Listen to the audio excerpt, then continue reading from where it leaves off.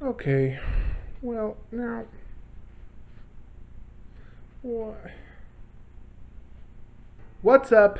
I'm Trent Windsor. We're here in search of the perfect shuffle. Remember, if a song is more than 50% skippable, if I would skip it more than half the time, I say get rid of it, not worth your time. If a song is less than 50% skippable, if I would listen to it more than half the time, I say it's a worthy addition for your perfect shuffle. This week we've got a viewer request, and it's a very special one because it comes from the artist himself. Leo W3st is an up-and-coming rapper from Chicago, and he emailed me and asked me to review his new EP, Somewhere W3st. Now, I gotta respect the hustle. It takes a lot of confidence in your craft and your own skills to put yourself out there like that and ask people to review your music. So I'm super pumped to review this EP, Somewhere W3st, song by song.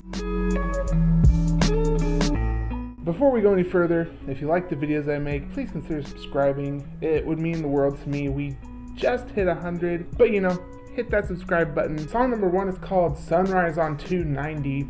This isn't as much of a song as it is just an intro track. It's a smooth, synth-backed radio announcer skit. One thing that I really love about this skit as an opener is that the announcer is fun, he's interesting, but then he also gives you a little heads up as to what you should expect.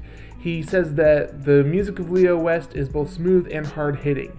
And I believe we see that throughout the EP, so I really like this as an intro. It doesn't get a score just because it's an intro. Song number 2 is the title track called Somewhere W3st, and it features Jack's Social. The sample this one is based on is a very smooth and smoky jazz trumpet type thing going on. And I will say that Leo W3st's voice really matches that chill and smoky feeling. He's got a melodic tone to his voice, and he's very confident, very laid back. It almost feels like a modern Snoop Dogg type energy. If Snoop Dogg had started today and he had started on SoundCloud or something, I could see him making this type of music. The lyrics are simple, but they don't really need to be complicated to get the feeling across that Leo W3st is trying to give. I really could see myself hearing this song in Zoomies or the Van Store or something, someplace where they play cool music to create an atmosphere. I would say it's 30% skippable. Song number 3 is called Coltrane. I really love the light and soulful piano run that goes right over these deep and heavy 808 bass notes. It really keeps the weed rap, chill vibe going. I really do dig the production on this song. He continues that vibe as well with his lyrics and his flows. Specifically, he lets us know that he likes his flowers nugged up in ounces. So if you're going to give Leo W3st some roses, nug them up. Put them in ounce increments. I will say that some of the lyrics do strike me as a tad corny, just within the hook itself, but I really like the vibe that he's putting out all together. And I think that's his strength throughout this EP, is that he creates a feeling, and it's something that is more than the sum of its parts. The production is there, he delivers his bars with this chill and relaxed confidence.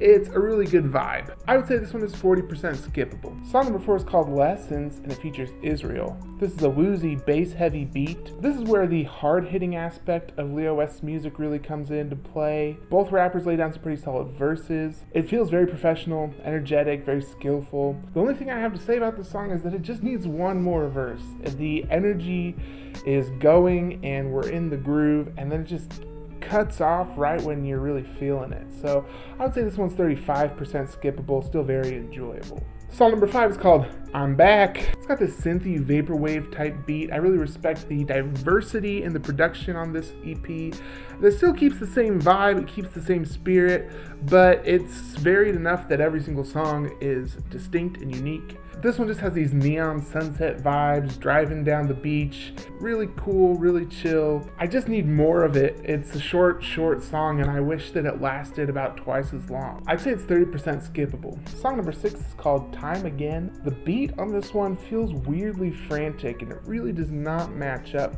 with the rest of the EP. The trumpet sample is just like a bit too jittery for me, and it just really throws off that smooth weed rap vibe. The bridge itself is equally scattered. It takes about 4 lines to lay down 1 line's worth of words. There's a lot of repetition, and it gets kind of stuttery. These things really just kind of ruin the song for me, which is too bad because the message of the song is very important. It talks about police brutality and the prejudice that he feels as a black man. All very important messages, but the music just doesn't really do it for me on this one. I'd have to say that it's 70% skippable. Mathematically, adding everything up, this EP as a whole is only 41% skippable. Leo W3st really does create a solid vibe on this EP with some really cool production and very chilled out flows. Honestly, my biggest complaint is that I just want more. All of the songs seem pretty short, and I could use with another verse, another bridge on almost every single one. I don't think wanting more is such a bad thing though. And that's all I got for you this week. Look forward to that review of Lauryn Hill next week. If you like what I'm doing here, go ahead and like this video, subscribe to my channel, turn on notifications, leave a comment below, let me know what you think about Leo W3st and his new EP. Please go check it out. It's on streaming platforms everywhere. Let me know if you have a request. If you're an up-and-coming artist, let me know and I will review your stuff. I will leave links in the description below for music videos for this EP, as well as a link to my podcast, Music Meritocracy, my playlist for Best of 2019, and my playlist for Best of 2020, which is a playlist that I am updating all the time. I'm Trent Windsor, and this is The Perfect Shuffle.